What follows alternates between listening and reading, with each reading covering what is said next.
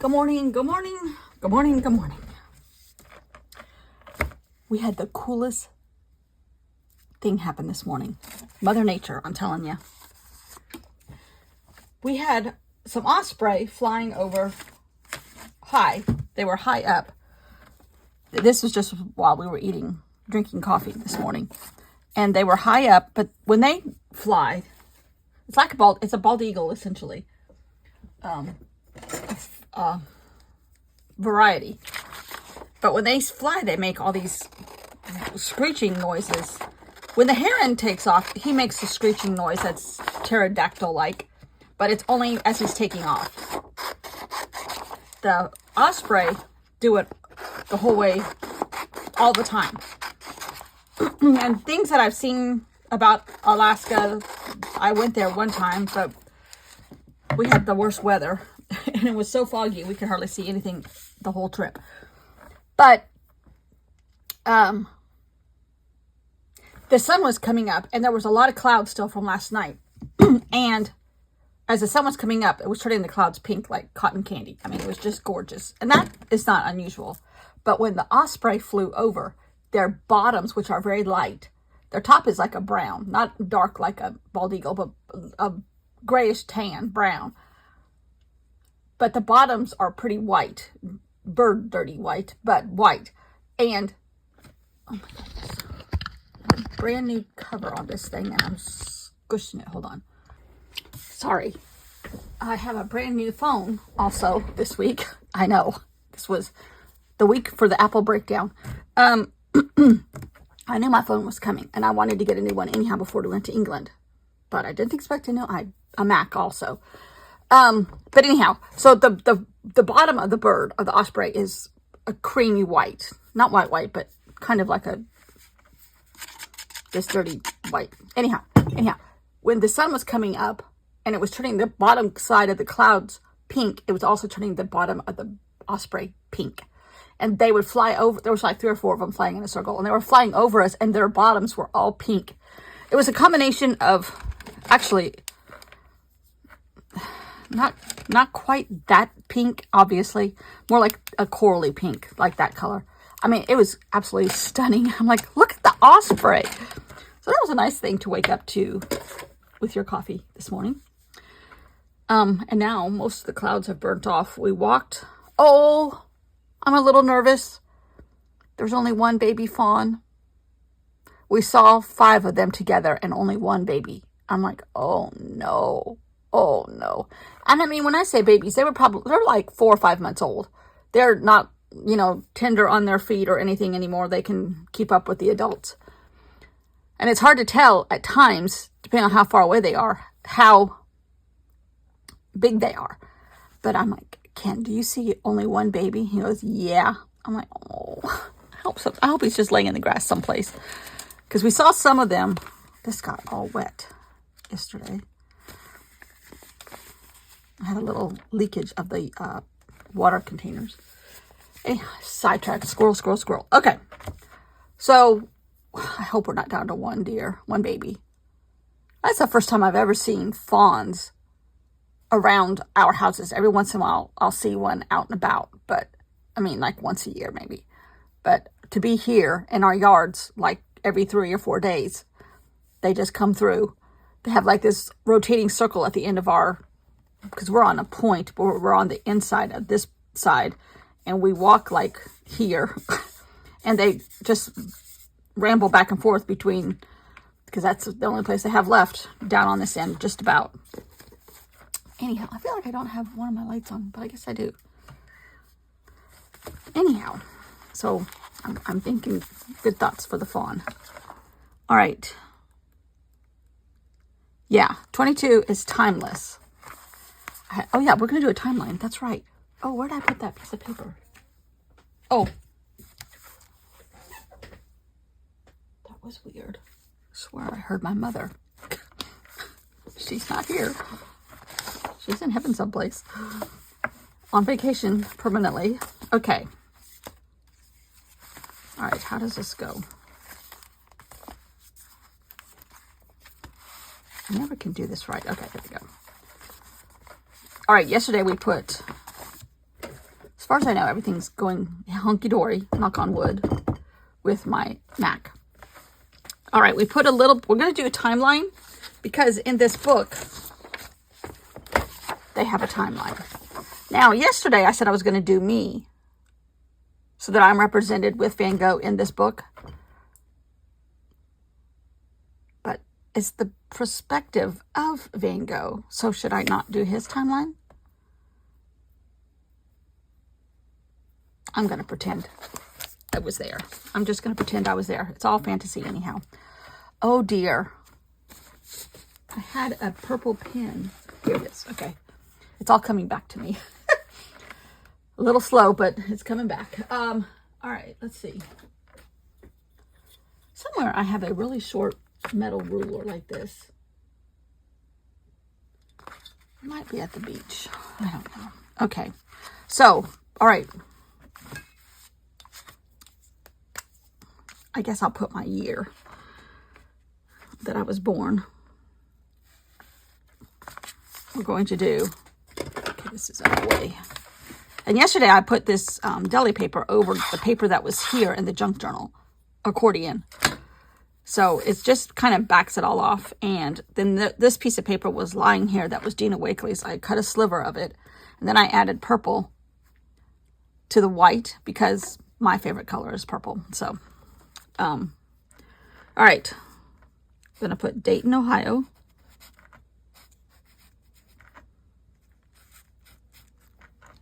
All right, here we go. 1961. In my defense, it was in December. So it was almost 1962. Then, I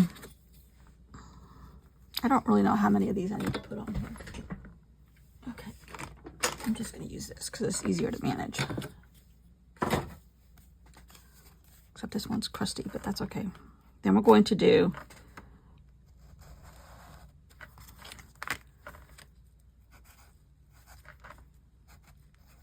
Novato, California. 1965-ish, I think. Then we're going to put, actually it was Charleston, South Carolina first. Charleston, but only for like a month. Because the people that I went to, stayed the summer with, that I never left, they were in Charleston and they were military. They were moving from Charleston to Sumter, which is only an hour, but okay, this was in 1980. Then Sumter, which is also 1980. And Sumter is one of the towns that I drive through to get to the beach. It's on the east side of Columbia. Also 1980, because we were only in Charleston for like, they had their house on the market and they sold it much faster than they thought they would, which is a good thing to have happen. And then they moved into an apartment. And I was with them when they were in the apartment at the very end. Then, because they were getting transferred from the military base in Charleston was closing down, the Air Force Base, but Sumter will hopefully never close. And so then we moved to base housing. So then I went back to Novato.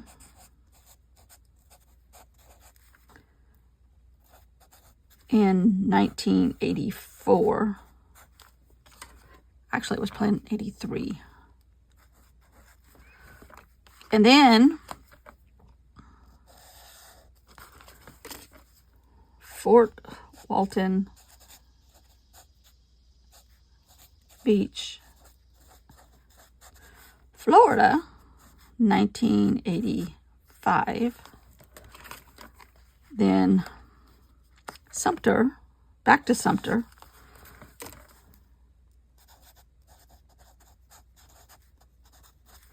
(1989), just in time for Hurricane Hugo. Then Columbia in probably 1990. Yeah.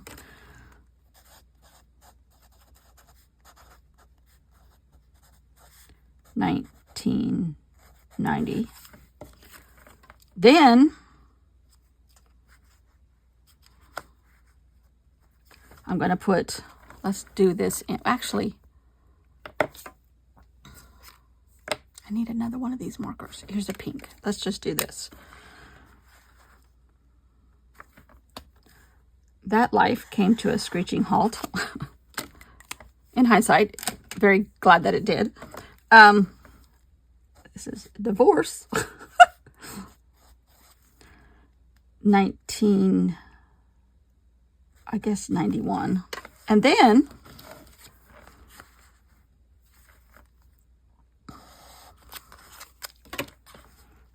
how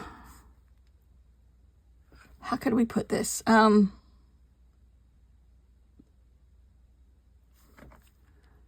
New Horizons. We'll just put New Horizons. 1992, when my husband came out in the scene. And then 1995, 10 years after I got married, I remarried, Lake Murray. And been here ever since. Lake Murray.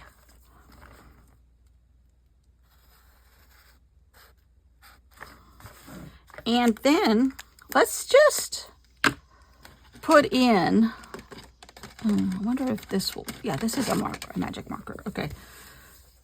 Van Gogh, to bring it back to Van Gogh. Now, let's see. How old was I? 61 to 95. Math. 34. No, yes. Yeah, because I got married at 24. Not, even if you know the person almost your entire life, not recommended. Too young. Van Gogh, I was 34 and he was 37 when I restarted my life. And he was 37 when he died. So we're just going to put up here Van Gogh, 1864 to 1890.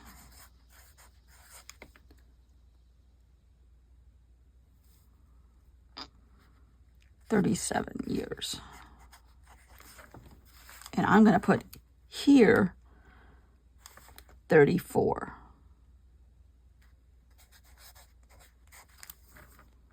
So he was almost at the end of his life, and I was just restarting mine on a positive note, much more positive. Most of the time. If children were not around, it would be a whole lot better. That's not even fair to say, because some of their problems are not their fault. When you've been enabled your entire life, it turns into a bad adult. Let me just say. All right. Tomorrow, let's go back to speaking of positive notes. Let's get out of this one. Ooh, tip-in. Okay, we can handle a tip-in, which is right here. I don't think I'm going to put a picture of this. Well, yeah, I will. But I went from one coast down to another coast.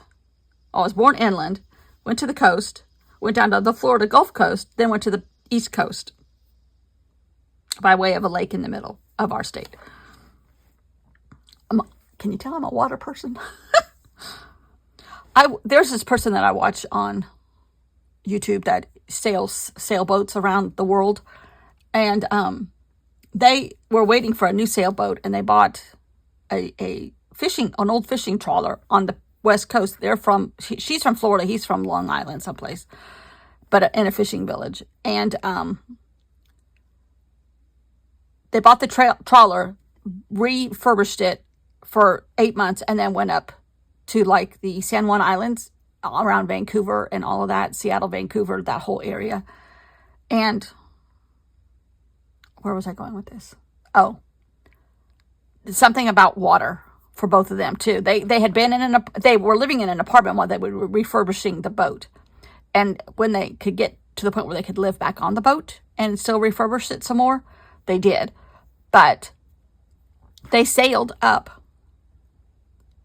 they left the San Francisco Bay because they were in Alameda, the last part of the refurbishing part, and which is close to Oakland. And they sailed to the east, to the just below, really on the Marin County side of the Golden Gate Bridge. And then the next morning they had a good window of weather, so they left and went out underneath the Golden Gate Bridge. And as they were going out underneath the Golden Gate Bridge, whale tails popped up everywhere. And I'm like, oh my gosh, so cool. And then they went up and they had some engine problems, so they got as far as Bodega Bay the first night. And Bodega Bay, they went past the campground where I used to camp when I was a kid in Bodega Bay, when it was teeny tiny and just a tiny little fishing village. Now it's been built up quite a bit. And I'm like, oh, Dillon Beach. That's where I used to go camping as a kid. Freezing camping. Freezing. We were in a trailer, but still freezing. And we would go because it's just windy, foggy, cold, cold, cold. And it's only like an hour from Novato, where I grew up, but still a totally different weather pattern with the coast and the mountains in between. Novato is on this side of the mountains, Bodega Bay is on this side of the mountains, and the coastal range that goes up, to the past Oregon. But they were talking about all these towns, and they're talking about Fort Ross and there was another one they were talking about. But Fort Ross is where Russians settled in the before California was a state. And that's where the town Petaluma comes from. The words Petaluma, Sebastopol, those are all in Sonoma County, which I think Fort Ross might still be in Sonoma County. Don't quote me on that. It might be Mendocino County, or whichever one is right up north of Sonoma. But all these Russian names are because there were Russian settlers there. And the Russian River. When I said the Russian River one time, camping along the Russian River, and my husband's friend, who pretended to know everything, but he really didn't, he's like, is that like for... He goes, I guess that's not for Russians, right? I'm like, yeah, it was. It's spelled that way, too. He goes, it's not like rushing water. I'm like, no, it's Russian, like Russia, the country. And he's like, Russia's in California? I'm like, yes. And he's like, oh, really? I'm like, yeah, really. Look it up. Anyhow, timelines. Timeless. Timelines are timeless. The pace of time. That's the theory we're going with today. Correlating mine with Van Gogh's to a degree. 30s.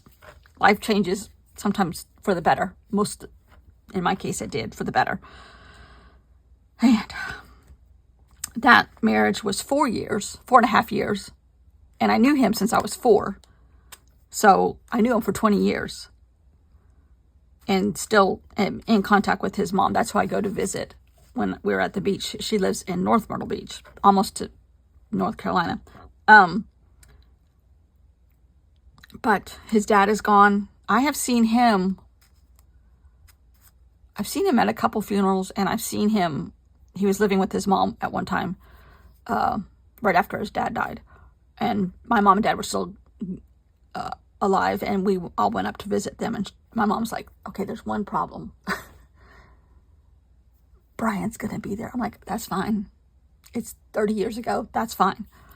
And it was nice to see him. It's just sad to see somebody that had so much potential waste it with alcohol and drugs and mental health issues. It's really sad, really sad. But because he is still the smartest person I know. My husband is incredibly smart.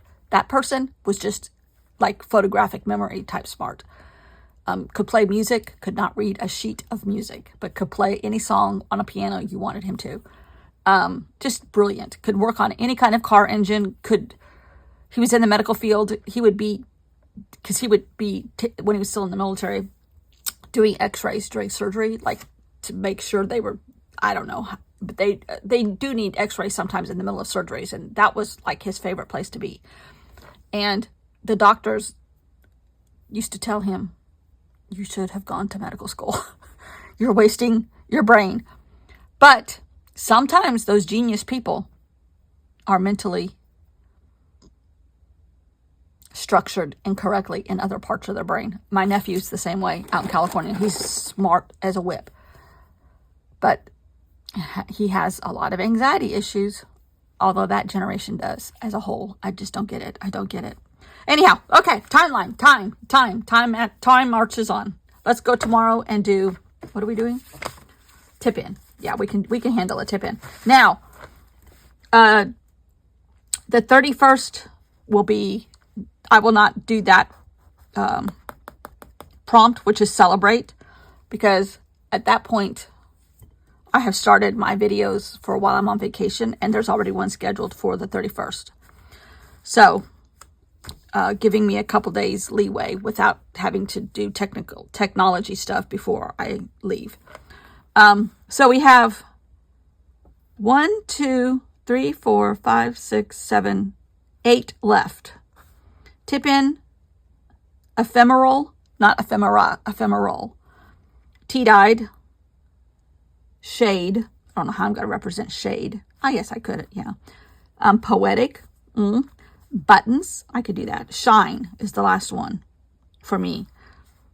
So, fun times ahead. Pray to the apple gods. You hear that, apple gods? Oh, anyhow. There's my timeline. And this last part has gone by so fast. The last 30 years have gone by incredibly fast. Incredibly fast. Faster than all this together. And that was almost another 30 years. And it just, time flies. But, yep, I'm a water girl. Through and through. All right. Stop talking, lady. Oh, I already made... Don't listen to yourself. I already made... when I was in California, my friend and I had... we went out for drinks and a heavy hors d'oeuvre one night. My last night there. And we had ceviche with shrimp and... not lobster, octopus. And it was so good, so good. It was just the right freshness, and the flavors was so good. And I've been trying to replicate it ever since. I tried it with, we can't obviously get lobster here, but we can get shrimp sometimes. You would think when they catch shrimp in South Carolina, we would have it here more readily. Not inland. Not small ones. I want small salad shrimps, and especially not that. I made it a couple times. I haven't gotten it right yet, but I found it was a gourmet TV dinner the other day, and it was shrimp, cilantro, lime, rice, but it was all cold. It was actually really good, and it was a rice. So I'm trying to replicate it fresh so that I don't have all the preservatives in it. I got rice, lime, cilantro. Oh, black beans was in it. Avocado was in it. And shrimp. Again, today I could not find any shrimp. Small shrimp. I can find jumbo shrimp that are like $17 frozen in a bag. But I would have to cut those up a million times, which is fine, except that we're not going to be able to eat all that shrimp before we leave for our trip. So I did want to do that. So I found a little bag of, well, I'm going to leave the other half for my sister, but small shrimp, cooked and deveined already. And I thawed half of it and put it in with a little bit of basmati rice, a little bit of, and I had Creole sauce, which kind of gave it a paprika, smoky, spicy flavor. And I added a tiny little bit of salsa because I didn't want to buy a bunch of peppers and a bunch of this and a bunch of that and then us leave. So I added a little bit of salsa, rice, cilantro, lime juice, black beans, cold, and shrimp is cold, and a little bit of avocado then on top. Not bad. Not as good as what I had in California, by far. But it's not bad. And I had stalled on my weight loss. This is the weight loss portion of the video. I had stalled on my weight loss for the last 2 weeks, really, just bouncing back and forth 1 or 2 pounds and not getting below that number. This morning, I went to the next level, barely to the next level, but I'm on the next number down. So I'm like, okay, maybe I'm finished stalling. Stress with the computer for like 4 days didn't help. Drinking 2 Frappuccinos in those 4 days didn't help. Not a day, just 2 overall those 4 days. Still too much. So I'm back on it heavy today, Sunday, till we leave. I'm not going to stress myself out over food in England on our vacation. I'm going to be smart and not eat everything fried. I'm not going to have fish and chips every single night.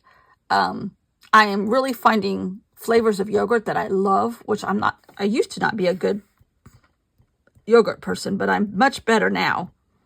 And,